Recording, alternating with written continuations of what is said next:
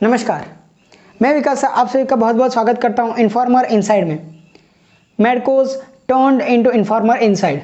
जी हां, अब मैं आपको मेडिकल के साथ साथ और बहुत सारी इन्फॉर्मेशन दूंगा। क्या आप बीफार्म परस्यू कर रहे हैं? क्या आपको पता है कि बीफार्म के बाद कौन कौन से स्कोप है? अगर नहीं तो आप बिल्कुल सही जगह पे आए हैं।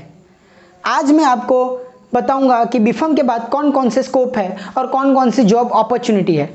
उस जॉब में आपको क्या काम करना होगा और टेंटेटिव सैलरी आपको कितनी मिलेगी वो भी मैं आपको इस वीडियो में बताऊंगा। तो बने रहे आखिर तक। अगर आपको वीडियो पसंद आती है तो इसे लाइक कीजिए और शेयर कीजिए ताकि आप जैसे बहुत सारे लोग इस इंफॉर्मेशन को पा सकें।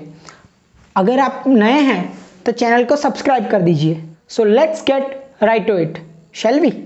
फार्मेसी के अंदर यानी कि बीफार्म कंप्लीट करने के बाद जो भी सारे स्कोप है मैंने उसको 3 कैटेगरी में डिवाइड किया है। पहली कैटेगरी फर्दर स्टडीज, दूसरी कैटेगरी जॉब पर्सपेक्टिव और तीसरी कैटेगरी एंटरप्रेन्योरशिप। आइए इन तीनों के बारे में एक के बाद एक डिटेल में जानते हैं। सबसे पहले बात करते हैं फर्दर स्टडीज़ के बारे में। फर्दर स्टडीज़ में सबसे पहले मैं बात करूंगा एमफार्म के बारे में। जी हाँ दोस्तों, एमफार्म आप कोई एक कैटेगरी के अंदर स्पेशलाइजेशन कर सकते हैं जिससे कि आपके जॉब मिलने के चांसेस आगे जाके और भी बढ़ जाएंगे। इसलिए मैं रिकमेंड करूंगा कि आप एमफार्म तो ज़रूर कीजिए। इसके अलावा अगर आपको एमफार्म नहीं करना है तो उसके अल्टरनेटिव में आप पीजीडीएम कोर्स कर सकते हैं जो कि post graduate diploma management course है। इसके अलावा आप एमएससी इन फार्मास्यूटिकल केमिस्ट्री या तो फिर एमबीए इन फार्मास्यूटिकल इंडस्ट्री या तो फिर आप अब्रॉड जाकर स्टडी कर सकते हैं। इसके अलावा ड्रग स्टोर मैनेजमेंट कोर्स भी आप कर सकते हैं। ये तो हुई फर्दर स्टडीज़ के बारे में बात। अब बात करते हैं एंटरप्रेन्योरशिप यानी कि बिजनेस पर्सपेक्टिव से। अगर आप फार्मा सेक्टर में कोई भी बिजनेस करना चाहते हैं तो उसमें मैं आपको 3 आइडिया दूंगा। पहला है रिटेल फार्मेसी स्टोर, दूसरा है wholesale pharmacy store and third is manufacturing unit. आप अपनी मैन्युफैक्चरिंग यूनिट खड़ी कर सकते हैं। पहले बात करते हैं रिटेल फार्मेसी स्टोर के बारे में। रिटेल फार्मेसी स्टोर में क्या क्या आपको करना पड़ता है वो तो आपको मालूम ही है।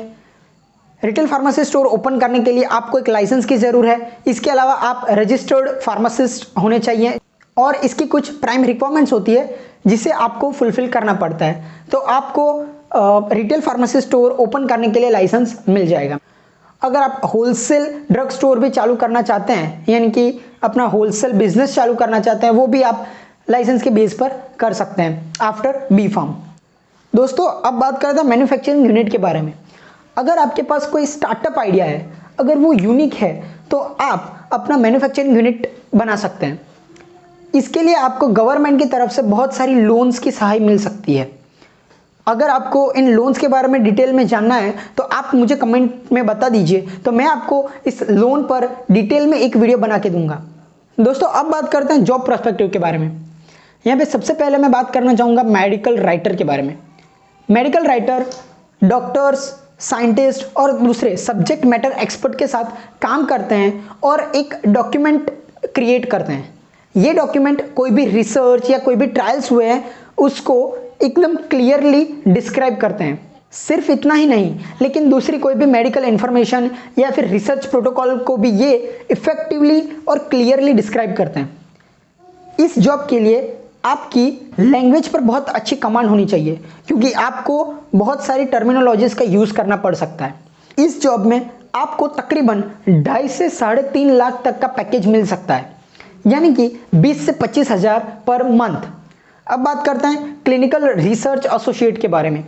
Clinical research associate long term और शॉर्ट टर्म बेसिस पर की गई क्लिनिकल स्टडीज़ के ट्रायल्स, प्रोटोकॉल्स, रिजल्ट्स आदि को कलेक्ट करते हैं और उन्हें ऑर्गेनाइज करते हैं। इस जॉब में आपको 2.5 से 3.5 लाख तक का पैकेज मिल सकता है। अब बात करते हैं ड्रग सेफ्टी एसोसिएट के बारे में। Drug safety associate pharmaceutical drug की सेफ्टी को इवेल्युएट और मॉनिटर करते हैं। वो ये भी ध्यान रखते हैं कि किसी भी पेशेंट में एडवर्स ड्रग रिएक्शन ना आए। इस जॉब के लिए आपका एनालिसिस बहुत अच्छा होना चाहिए जिससे कि आप रिस्क टू बेनिफिट रेशियो को डिफरेंशिएट कर सकें। इस जॉब में भी आपको 3 से 3.5 लाख पर एनम का पैकेज मिल जाता है। अब बात करते हैं क्यूए क्यूसी एसोसिएट यानी कि क्वालिटी कंट्रोल और quality assurance associate. QA QC department किसी भी स्टैंडर्ड को डिस्कवर, अप्लाई, रिवाइज करने का काम करते हैं। इसके अलावा वो किसी भी प्रोडक्ट की क्वालिटी को मेंटेन करने का भी काम करते हैं, या तो फिर किसी भी नई एनालिटिकल मेथड की डिस्कवरी, उसकी एप्लीकेशन और उसको इम्प्लीमेंट करने का काम क्यूए डिपार्टमेंट और क्यूसी डिपार्टमेंट करता है। इससे आपको आइडिया तो आ ही गया होगा कि अगर आप इस जॉब में एसोसिएट होते हैं तो आपको कौन सा काम करना पड़ेगा। इस जॉब में आपको स्टार्टिंग पैकेज 3 से 3.5 लाख तक का मिल सकता है। अब बात करते हैं फॉर्मुलेशन डेवलपमेंट साइंटिस्ट के बारे में। इस एप्लीकेंट को नए फॉर्मुलेशन की डेवलपमेंट, नए प्रोडक्ट की डेवलपमेंट या तो फिर नई प्रोसेसेस की डेवलपमेंट करने में अपने सीनियर्स का साथ देना होता है। इसके अलावा दी गई डेडलाइन के अंदर टास्क कंप्लीट करना और अपने सीनियर्स को टेक्निकल सपोर्ट प्रोवाइड करना, ये भी इनका एक टास्क रहता है। इस जॉब में आपको 5 लाख पर एनम का पैकेज मिल जाता है।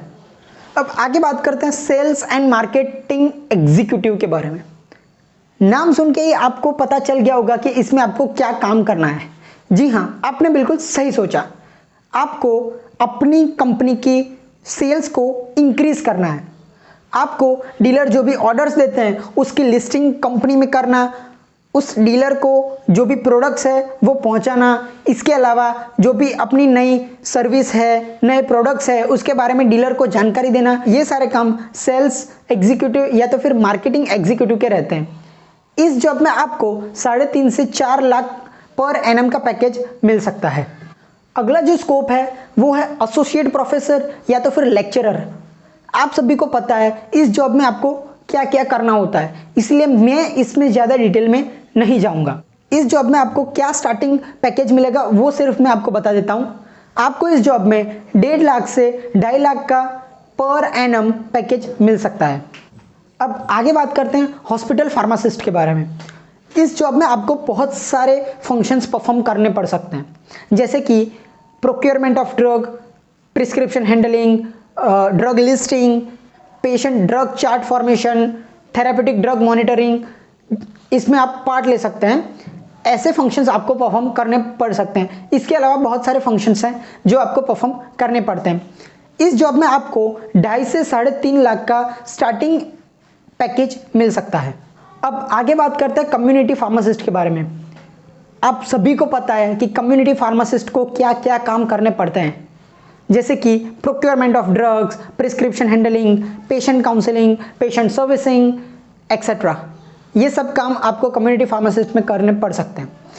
इस जॉब में आपको 1.5 लाख से 2.5 लाख या तो फिर 3 लाख का पैकेज मिल सकता है। इसके अलावा आप गवर्नमेंट एग्जामिनेशन देकर, यानी कि यूपीएससी और जीपीएससी एग्जाम देकर आईएएस और आईपीएस में भी एनरोल कर सकते हैं। ये भी बहुत अच्छे फ्यूचर स्कोप है आफ्टर बी फार्म।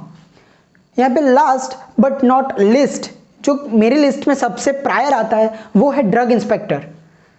इस जॉब के बारे में मैं आपको थोड़ा डिटेल में बताऊंगा। सबसे पहले मैं आपको बताता हूँ कि ड्रग इंस्पेक्टर को क्या बेसिक फंक्शंस परफॉर्म करने होते हैं। सबसे पहले आता है जहाँ पे ड्रग्स स्टोर, मैन्युफैक्चरिंग, सेल किया जाता हो, उस जगह का प्रॉपर इंस्पेक्शन करना। इसके अलावा उस जगह की प्रॉपर स्टोरेज और सैनिटेशन को एनफोर्स करना, यानी कि बढ़ावा देना। अब बात करते हैं कि इस जॉब के लिए अप्लाई कैसे करते हैं। दूसरी जो भी जॉब्स है वो आप वेबसाइट या तो फिर कोई ब्लॉग या तो फिर न्यूज़पेपर के माध्यम से पता लगा सकते हैं और उसके लिए आप अप्लाई कर सकते हैं। लेकिन पर्टिकुलरली इस जॉब के लिए आप अप्लाई कैसे करें उसके बारे में मैं आपसे अभी बात करूंगा। ये exam union public service commission यानी कि यूपीएससी या फिर स्टेट पब्लिक सर्विस कमीशन यानी कि एसपीएससी द्वारा कंडक्ट किया जाता है। इस जॉब के लिए आप ऑनलाइन अप्लाई कर सकते हैं। इस जॉब के लिए आपके पास जो प्राइम रिक्वायरमेंट होनी चाहिए वो है बीफार्म ग्रेजुएट, रजिस्टर्ड फार्मासिस्ट आप होने चाहिए। इसके अलावा 18 मंथ एक्सपीरियंस इन मैन्युफैक्चरिंग या तो फिर 3 साल का आपको मैन्युफैक्चरिंग के अंदर एक्सपीरियंस होना चाहिए। ये एग्ज़ाम 3 फेज में कंडक्ट होती है, फिजिकल एग्जामिनेशन, रिटन एग्जामिनेशन और पर्सनल इंटरव्यू। अगर आप इन तीनों एग्जाम में पास होते हैं तो आपको ये जॉब मिल जाता है। इस जॉब में आपको स्टार्टिंग 3.5 से 4 लाख पर एनएम का पैकेज मिल सकता है। मैं आपको सलाह दूंगा कि अगर आपको कोई भी जॉब के लिए अप्लाई करना है तो आप अपना एमफार्म या तो फिर कोई भी फर्दर स्टडी कंप्लीट कीजिए, जिससे कि आप कोई भी एक फील्ड में स्पेशलाइजेशन कर सकें और आपकी जॉब मिलने के चांस और आपकी जो भी सैलरी है वो मिलने के चांसेस बढ़ सकें, उसके स्कोप बढ़ सके। यहाँ पर मैंने आपको जो भी स्टार्टिंग पैकेज या तो फिर सैलरी के बारे में बताया वो फिक्स सैलरी नहीं है, ये कंपनी टू कंपनी अलग अलग हो सकती है। ये जो सैलरी है वो आपके वर्क और एक्सपीरियंस के बेस पर बढ़ती रहती है। इन जॉब्स में आपकी जो सैलरी है वो आपकी फर्म यानी कि आपकी कंपनी, आपकी यूनिवर्सिटी जहाँ से आप पास आउट हुए हैं और मोस्ट इम्पोर्टेंटली यू यानी कि आपके ऊपर डिपेंड है कि आपको कितना स्टार्टिंग पैकेज मिलेगा। अगर आपको वीडियो पसंद आया हो तो इसे लाइक कीजिए और शेयर कीजिए ताकि दूसरों को भी ये इन्फॉर्मेशन मिल सके। इसी सीरीज में मैं आगे आपको बताऊंगा एमफार्म ग्रेजुएट करने के बाद आप कौन कौन सी जॉब के लिए अप्लाई कर सकते हैं। जुड़े रहिए मेरे साथ। Thank you for watching. अगर आप इस चैनल पर नए हैं तो इस चैनल को सब्सक्राइब कीजिए और बेल आइकन को प्रेस कीजिए, जिससे कि आपको अगली नोटिफिकेशन सबसे पहले मिल सके। मिलते हैं अगली वीडियो में, तब तक take care, stay healthy, stay fit. जय हिंद।